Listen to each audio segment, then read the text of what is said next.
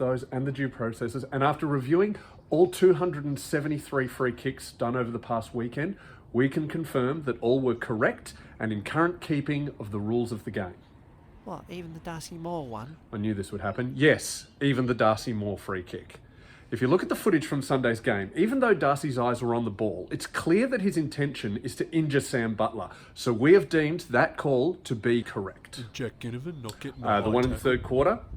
Yeah, even though it does appear that Ginnivan was taken high, what's actually happened was an optical illusion due to Ginnivan's dyed hair looking very similar to the Collingwood jumper. So I can see that from a distance you could mistakenly think that it was his head that got tackled, but it was actually the jumper. Correct decision. What about the Liberals electing Dutton as their leader? Well, with the electorate clearly rejecting conservative principles, it would seem that having a more progressive person as opposition leader would be a smart idea. But we've analysed the footage from our exclusive angles and we've deemed this to be the correct decision. Casting Ben Affleck as Batman? You still on about this? As the AFL has repeatedly said, after the successful casting of a relatively unknown Christian Bale brought about the best performance of any actor in the Batman role and one of the highest grossing movies of all time, which also received critical acclaim and several Academy Awards, it was therefore necessary to bring in an overweight Hollywood celebrity who specialised in romantic comedies to take over the role.